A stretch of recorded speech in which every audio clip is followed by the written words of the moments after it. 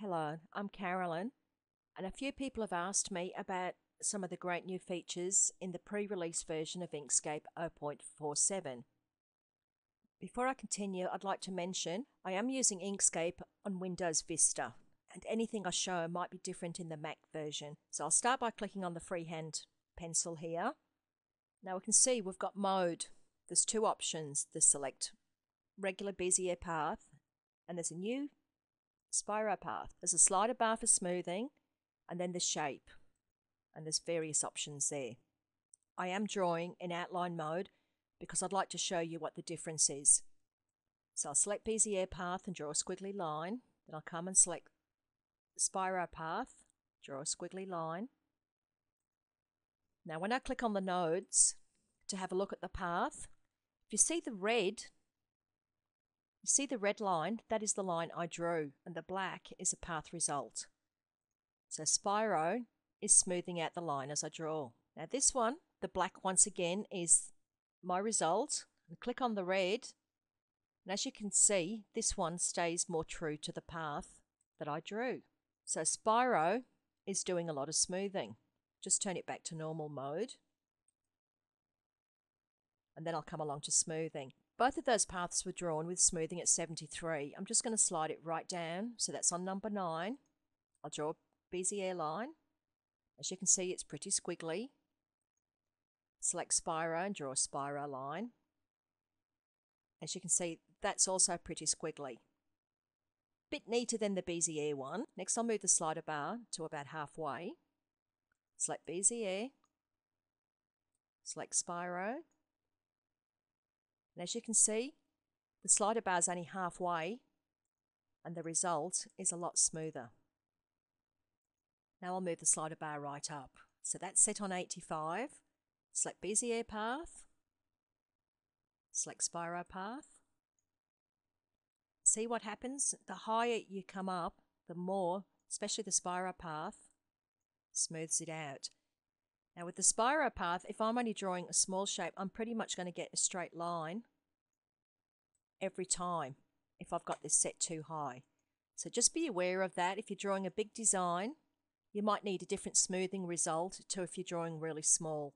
Most of the time I use smoothing around about 40, and that's when I'm working on about a 4 or 6 inch size design. If you're drawing way smaller, you might have to change the smoothing down. Now I'll show you shape. There are some preset options. We've got triangle in. As you can see, that's actually a triangle stretched along the path. We've got triangle out, and it's the opposite. Then we've got ellipse, which is the one I like using a lot. As you can see, that is an ellipse stretched along the path. So now I'll show some examples from clipboard. So I'm just going to draw an ellipse. I'm just going to go path object to path because I just want to change the shape of this. I've just turned that top node there into a corner. I'm just going to use the little handles here because I wanted more of a teardrop shape. So now I'll copy that to the clipboard, and I just want to show you, depending on the direction of the shape you copy, you will get different results. So that is actually stretched that upright and stretched it across. But now if I turn it, come back and copy, you can see it's actually stretched that teardrop across. Just going to draw a star, right click and copy so it's on the clipboard, and draw a long squiggly line. Now, as you can see, it stretched the star all the way across the path. If you just draw a short line, so these are Bezier path. Now if I click on this, I can actually come in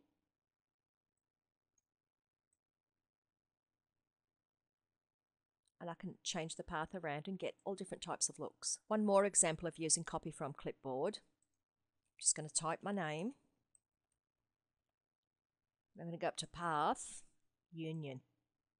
After Path Union, right click and copy to the clipboard. So I'll start with Bezier path and draw a line. Look at that, it's put my name on a path. When it's on Bezier path, I can come in, change the path, get rid of nodes, stretch them out. So that's Bezier path. Change the colour of that. So that's what we started with. So now go to Spiro. And we get the same type of look. Let's change the smoothing down.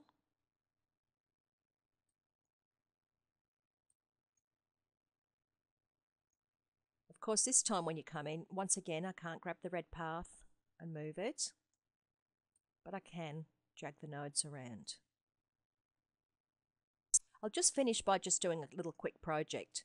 So I'll select the pencil, click on Spiro, and I might click ellipse.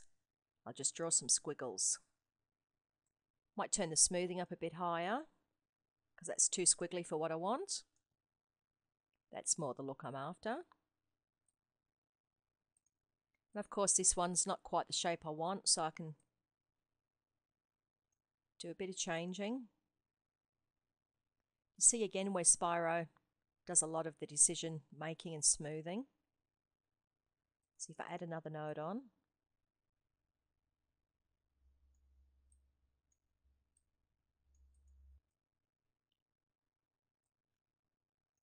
So what I might do is just duplicate that a few times.